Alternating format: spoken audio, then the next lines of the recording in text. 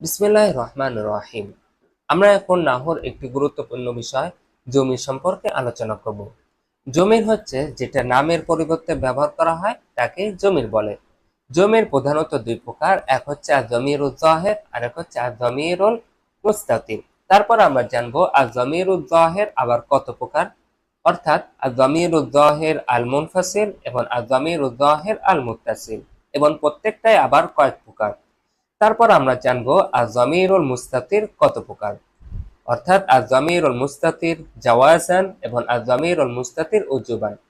তো সকল কিছু আমরা এখন বিস্তারিত জানবো ইনশাআল্লাহ। আল মুজমারাত শব্দটি আল মুজমার এর বহুবচন। এই মুজমারের অপর নামই হচ্ছে জমির বা সর্বনাম। কোনো একটি নিবন্ধন লেখার সময় কোনো একটি ইসিম যদি বারবার উল্লেখিত হয় তাহলে নিবন্ধনটি লিখতে ও পড়তে খারাপ দেখায়।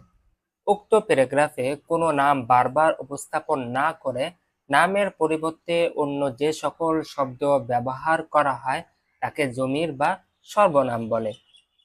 যেমন হুয়া, হুয়া অর্থ সে। রাশেদুন তিলমিজুন, রাশেদ একজন ছাত্র। এখানে রাশেদুনের পরিবর্তে আপনি ব্যবহার করতে পারেন হুয়া তিলমিজুন, যার অর্থ হবে সে একজন ছাত্র। তারপর আমরা জানবো জমির কত প্রকার। জমির প্রধানত দুই প্রকার। এক হচ্ছে কিছু জমির আছে যেটা সরাসরি বাক্যে উল্লেখ থাকবে, আর কিছু জমির আছে যেটা সরাসরি বাক্যে উল্লেখ থাকবে না, সেটাকে বলা হয় আজ-জমিরুল মুস্তাতির। তো যে জমিটা সরাসরি উল্লেখ থাকবে তার উদাহরণ দেখেন, আনা তালিবুন। এখানে আনা একটা জমির, এই জমিটা সরাসরি বাক্যে উল্লেখ আছে। এই জমিটা সরাসরি বাক্যে যেহেতু উল্লেখ আছে তাই এটাকে বলা হবে আজ-জমিরুজ জাহির। আর এটা হচ্ছে করআ। করআ অর্থ সে পড়েছে। করআর মধ্যে একটা হুয়া জমির বিদ্যমান আছে, কিন্তু আমরা এই হুয়া জমিরটাকে সরাসরি দেখতে পাচ্ছি না। যেহেতু এই হুয়া জমিরটাকে আমরা সরাসরি দেখতে পাচ্ছি না তাই হুয়াটাকে বলা হবে আজ-জমিরুল মুস্তাতির, যে জমিটা উজ্জ্ব রয়েছে। তারপরে আজ-জমিরুজ জাহির সম্পর্কে আমরা আগে জানি। আজ-জমিরুজ জাহির মানে যে জমিটা সরাসরি উল্লেখ থাকবে। ঠিক আছে, সরাসরি উল্লেখ থাকবে, কিন্তু উল্লেখ থাকার পরে সে জমিটা আবার দুই ভাগে বিভক্ত হতে পারে। এক হচ্ছে সরাসরি বাক্যে স্বতন্ত্রভাবে লেখায় আসবে, আরেক হচ্ছে সরাসরি আসবে না, বরং তা আগের শব্দ, আগের ফেল কিংবা আগের হরফের সাথে যুক্ত হয়ে আসবে। তো যে জমিটা পৃথকভাবে লেখায় ও উচ্চারণে আসবে সেটাকে বলা হয় আজ-জমিরুল মুনফাসিল। যেমন আনা, এই আনা জমিটা স্বতন্ত্রভাবে লেখায় ও উচ্চারণে এসেছে, সুতরাং আনা এটা হবে আজ-জমিরুল মুনফাসিল। তারপর আজ-জমিরুল মুত্তাসিল ওই জমিরকে বলে যা শব্দের সাথে লিখতে ও উচ্চারণ করতে হয় এবং তা ইসিম, ফেল ও হরফের সাথে যুক্ত হয়। যেমন করতা, এই যে তা জমিটা দেখছেন এই তাটা করআ এ ফেলের সাথে যুক্ত হয়ে এসেছে। যেহেতু করআ এ ফেলের সাথে যুক্ত হয়ে এসেছে সুতরাং তাকে বলা হবে আজ-জমিরুল মুত্তাসিল। মিনহু, এখানে হু জমিটা যেহেতু মিন এই হরফুল জারের সাথে যুক্ত হয়ে এসেছে সুতরাং হুটাকে বলা হবে আজ-জমিরুল মুত্তাসিল। তো আজ-জমিরুজ জাহির মানে যেটা সরাসরি বাক্যে উল্লেখ থাকবে সেটা আবার দুই প্রকার। একটা হচ্ছে পৃথকভাবে সরাসরি উল্লেখ থাকবে, আর এক হচ্ছে আগের শব্দের সাথে যুক্ত হয়ে উল্লেখ হবে। তারপরে আজ-জমিরুল মুনফাসিল, এটা আবার হরকতের বিচারে দুই প্রকার। আর জমাইরুল মুনফাসিলা এটা কখনো পেশের অবস্থায় হবে আবার কখনো জেরের অবস্থায় হবে। পেশের অবস্থায় কি কি কারণে হতে পারে? পেশের অবস্থায় প্রথমত মুবতাদা হওয়ার কারণে আসতে পারে, যেমন নাহনু তুল্লাবুল মুস্তাহিদুনা, এখানে নাহনু জমিরটা মুবতাদা হওয়ার কারণে পেশের অবস্থায় রয়েছে, কিংবা ফাইল ও নাইবুল ফাইল হওয়ার কারণে পেশের অবস্থানে আসতে পারে, যেমন মা হাদরাল ইজতিমা ইল্লা আনতা, এই আনতা জমিটা পেশের অবস্থানে আছে কারণ এটা হাদরা এ ফেলের ফাইল হয়েছে। মা নুদিয়া মিনাল হাদিরিনা ইল্লা আনতা, এখানে আনতা জমিরটা নুদিয়া এই ফেলের নাইবুল ফাইল হয়েছে, তাই এটা পেশের অবস্থানে রয়েছে। তো আর জমাইরুল মারফুআ আল মুনফাসিলা জমিরগুলো হচ্ছে মুতাকাল্লিমের জমিরগুলো যা যা আছে, আনা ও নাহনু। মুখাতাবের জমিরগুলো আনতা, আনতি, আনতুমা, আনতুম, আনতুন্না। গায়েবের জমিরগুলো হুয়া, হিয়া, হুমা, হুম, হুন্না। আর জমাইরুল মুনফাসিলা দ্বিতীয় প্রকার হচ্ছে আর জমাইরুল মানসুবা আল মুনফাসিলা, অর্থাৎ যে জমিরটা স্বতন্ত্রভাবে আসবে এবং তা জবরের অবস্থানে থাকবে। এটা তখনই হবে যখন এটা মাফউলুম বিহি হবে। আর এই জমিনের আগে অবশ্যই একটা ইয়া উজ্জ রাখতে হবে, যেমন ইয়াকা না'বুদু, এখানে ইয়াকা না'বুদু, এখানে কা হচ্ছে জমির, আর ইয়া এটা আলাদাভাবে অতিরিক্তভাবে আনা হয়েছে। আর না'বুদু এই ফেলের মাফউলুম বিহি হচ্ছে কা। তারপরে আমরা জানবো হলো আজমাইরুল মুত্তাসিলা, অর্থাৎ যে জমির গুলো বাক্যে স্পষ্টভাবে উল্লেখ থাকবে, যে আজমাইরুল জাহিরা, যে জমির জাহিরা বাক্যে স্পষ্টভাবে উল্লেখ থাকবে কিন্তু তা স্বতন্ত্রভাবে আসবে না, বরং তা আগের শব্দ, আগের হরফ কিংবা আগের ফেলের সাথে যুক্ত হয়ে আসবে, তাকে বলা হয় আজমাইরুল মুত্তাসিলা। এটা আবার তিন প্রকার। আর জমায়েরুল মুত্তাসিলা এটা তিন প্রকার। আমরা জমায়েরুল মুত্তাসিলাকে দুই ভাবে আলোচনা করব। প্রথমে আমরা আলোচনা করব কিছু জমির আছে আর জমায়েরুল মারফুআ আল মুত্তাসিলা, আর জমায়েরুল মুত্তাসিলার কিছু জমির আছে যে জমির গুলো সবসময় পেশের অবস্থানে থাকবে। আবার কিছু জমির আছে যে জমির গুলো কখনো জবর কখনো জেরের অবস্থানে থাকবে। আবার কিছু জমির আছে যে জমির গুলো কখনো পেশ কখনো জবর কখনো জেরের অবস্থানে থাকবে। তো আমরা এটা নিয়ে প্রথমে আলোচনা করি। জমায়ের রফাইল মুত্তাসিলা, অর্থাৎ যে জমির গুলো সবসময় পেশের অবস্থায় থাকবে, কখনো জবর কিংবা কখনো জেরের অবস্থানে আসবে না, সেই জমির গুলো পাঁচ প্রকার। এক হচ্ছে তাউল ফাইল, অর্থাৎ এগুলো ফেলের পরে স্বাভাবিকভাবে আসে। এই জমির গুলো, যে জমিগুলো সবসময় পেশের অবস্থায় থাকবে, এই জমিগুলো সবসময় ফেলের সাথে আসে। যেমন তাউল ফাইলি কাতাবতু, তারপর আলিফুল ইসনাইনি কাতাবা, এই যে দেখছেন এই আলিফটা হচ্ছে আলিফুল ইসনাইন। ওয়াউল জামা বহুবচনের ওয়াও, যেমন কাতাবু, এই ওয়াওটা হচ্ছে বহুবচনের ওয়াও। তারপর ইয়াউল মুখাতাবা, যেমন তাকতুবিনা। তারপরে নুনুন নিসওয়া, যেমন কাতাবনা। এই পাঁচ প্রকার জমির সবসময় পেশের অবস্থানে থাকবে এবং আগের ফেলের সাথে যুক্ত হয়ে আসবে, পৃথক হতে পারবে না। আবার কিছু জমির আছে যে জমির কখনো জবর হবে কখনো জের হবে এবং তা আগের শব্দের সাথে যুক্ত হয়ে আসবে।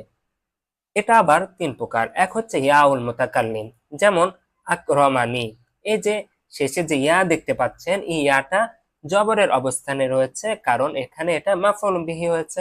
ইন্নি, এখানে ইয়াটা জবরের অবস্থানে রয়েছে কারণ এটা ইন্নার ইসিম হয়েছে, আর আমরা জানি ইন্নার ইসিম সবসময় জবর হয়। কিতাবি, এখানে ইয়াটা জেরের অবস্থানে রয়েছে কারণ এটা মুজাফুন ইলাইহি হয়েছে, আর আমরা জানি মুজাফুন ইলাইহি সবসময় জেরের অবস্থানে থাকে। তারপরে কাফুল মুখাতাবা, এগুলো কি? কা কি অর্থ তুমি, কুমা অর্থ তোমরা দুইজন, কুম কন্যা অর্থ তোমরা সকলে, তোমাদের সকলে। তারপর হা উল গয়েব, যেমন হু হা তাকে তার, হুমা তাদের দুইজনকে কিংবা তাদের দুইজনার, হুম হোনা তাদের সকলকে কিংবা তাদের সকলের। এই জমির গুলো কখনো জবরের অবস্থানে থাকবে কখনো জেরের অবস্থানে থাকবে। আবার কিছু জমির আছে যে জমির গুলো কখনো পেশ কখনো জবর কখনো জেরের অবস্থানে আসবে। এই জমিগুলোর এক প্রকার হচ্ছে না, এটাই হচ্ছে এক প্রকার যে না, এই নাটা কখনো পেশের অবস্থানে থাকে, যেমন কদ্দাম না, এই যে দেখেন এখানে নাটা পেশের অবস্থানে রয়েছে কারণ এখানে এটা ফাইল হয়েছে। আবার আমালুনা, এখানে নুনটা জেরের অবস্থানে রয়েছে কারণ এখানে এটা মুজাফুন ইলাইহি হয়েছে। তারপরে আল মুআল্লিমু ইরশিদুনা, এখানে নাটা মাফউলুম বিহি হওয়ার কারণে জবরের অবস্থানে রয়েছে। তো না, না এই জমিরটাকে আমরা কখনো পেশের অবস্থায় দেখছি, কখনো জবরের অবস্থায় দেখছি, কখনো পেশের জেরের অবস্থায় দেখছি। তারপরে আমরা আলোচনা করব যে আয-যামাইরুল মুত্তাসিলা, যে জমির মুত্তাসিল গুলো পেশের অবস্থানে আসতে পারে। আমরা এখন আলোচনা করব যে জমির গুলো পেশে, যে জমির মুত্তাসিল গুলো পেশের অবস্থানে আসতে পারে। কখনো কখনো যদিও ওই জমির গুলোর একটা দুইটা জবরের অবস্থানেও আসে, জেরের অবস্থানেও আসে, এটা আমরা এখন আলোচনা করব না, আমরা এটা একটু আগে আলোচনা করেছি। আমরা এখন আলোচনা করব যে জমির গুলো পেশের অবস্থানে আসবে। তো ফেল যেহেতু 14টি, বচন যেহেতু 14টি, তো আরবিতে বচন যেহেতু 14টি, তাই বচনের 14টি ফেলের ফাইল সবগুলো কি আয-যামাইরুল মারফুআ আল মুত্তাসিলা। যেমন দরাবু, এখানে ওয়াওটা হচ্ছে আয-যামাইরুল মারফুআ আল মুত্তাসিলা, আয-যামিরুল মারফুআ আল মুত্তাসিল। দরাবা, এই আলিফটাও আয-যামিরুল মারফুআ মুত্তাসিল, অর্থাৎ আলিফটা এই জমিরটা সবসময় পেশের অবস্থানে থাকবে এবং ফেলের সাথে যুক্ত হবে। 2 নাম্বার হচ্ছে যে জমির গুলো জবরের অবস্থানে থাকবে এবং তা আগের শব্দ কিংবা আগের ফেল কিংবা আগের হরফের সাথে যুক্ত হবে। তো এই জমিগুলো স্বাভাবিকভাবে মাফউলুন বিহি হয়ে থাকে। যেমন দরাবাহু, এই যে শেষে একটা হু জমিটা দেখছেন, এই হু জমিটা হচ্ছে জমিরুল মানসুব আল মুত্তাসিল। এবার হুমা, এই জমিটা হচ্ছে আয-যামিরুল মানসুব আল মুত্তাসিল। দরাবাহুম, এই জমিটা হচ্ছে আয-যামিরুল মানসুব আল মুত্তাসিল। তো মাফউলুন বিহি যেহেতু 14টা হতে পারে, তো আয-যামিরুল মানসুব আল মুত্তাসিল এটাও 14টি। তারপর হচ্ছে আয-যামাইরুল মাজরুরা আল মুত্তাসিলা, অর্থাৎ যে জমির গুলো জেরের অবস্থানে আসতে পারে। এগুলো স্বাভাবিকভাবে মুজাফফুন ইলাইহির পরে আসে কিংবা হরফুল জরের পরে আসে। যেমন লাহু, এখানে লামের পরে যে হু জমিটা আছে, এই হু জমিটা হচ্ছে আয-যামিরুল মাজরুর আল মুত্তাসিল। হুটাকে কখনোই আলাদাভাবে লেখা বা উচ্চারণ করা যায় না। হুমা, এখানেও আয-যামিরুল মাজরুর আল মুত্তাসিল, কারণ হুমাকে আগের শব্দের সাথে যুক্ত করে ব্যবহার করতে হয়। তো আয-যামাইরুল মাজরুরা আল মুত্তাসিলা এটাও 14টি। আমরা এতক্ষণ জানলাম জমির প্রথমত 2 প্রকার, এক হচ্ছে আয-যামিরুল মাজরুর, আয-যামিরুল যাহির, আরেকটা হচ্ছে আয-যামিরুল মুস্তাতির। যে জমিটা স্পষ্টভাবে বাক্যে উল্লেখ থাকবে তাকে বলা হয় আয-যামিরুল যাহির, আর যে জমিটা বাক্যে উল্লেখ থাকবে না তাকে বলা হয় আয-যামিরুল মুস্তাতির। তারপরে আয-যামিরুল যাহির, যে জমিটা বাক্যে উল্লেখ থাকবে, এটা আবার 2 প্রকার। এক হচ্ছে পৃথকভাবে আলাদাভাবে উচ্চারণ করা হবে, যাকে বলা হয় আয-যামিরুল মুনফাসিল। আবার কিংবা আগের শব্দের সাথে, আগের ফেল কিংবা হরফের সাথে যুক্ত হয়ে ব্যবহার হবে, এটাকে বলা হয় আয-যামিরুল মুত্তাসিল। তারপরে আয-যামিরুল মুনফাসিল, এটা হরকতের বিচারে আবার 2 প্রকার, কখনো পেশের অবস্থায় থাকবে, কখনো জেরের অবস্থায় থাকবে। আয-যামিরুল মুত্তাসিল এটা আবার 3 প্রকার। এক্ষেত্রে আমরা 2 ভাবে 3 প্রকার আলোচনা করেছি। প্রথমত, কিছু জমির আছে সবগুলো সবসময় পেশের অবস্থায় থাকবে, এটা হচ্ছে 5 প্রকার। আবার কিছু জমির আছে যে জমিগুলো কখনো জবর কিংবা কখনো জেরের অবস্থানে থাকবে, এটা 3 প্রকার। আবার কিছু জমির আছে যে জমিগুলো সব কখনো জবর, কখনো জের, কখনো পেশের অবস্থায় থাকবে, এই জমির সংখ্যা হচ্ছে 1টি, তা হচ্ছে না। তারপরে আমরা আয-যামাইরুল মুত্তাসিলাকে আরেকভাবে 3 প্রকার বলেছি, সেটা হচ্ছে আয-যামাইরুল মাজরুরা মারফুআ আল মুত্তাসিলা, অর্থাৎ যে জমিগুলো পেশের অবস্থানে আসতে পারে, এটার সংখ্যা হচ্ছে 14টি, অর্থাৎ ফেলের ফাইল গুলো। আরেকটা হচ্ছে আয-যামাইরুল মানসুবা আল মুত্তাসিলা, এটার সংখ্যাও 14টি, অর্থাৎ যে জমির গুলো মাফউলুন বিহি হয়ে থাকে। আরেকটা হচ্ছে আয-যামাইরুল মাজরুরা আল মুত্তাসিলা, এটার সংখ্যাও 14টি। এটা কখন হরফুল জর এবং মুজাফফুন ইলাইহি হলে,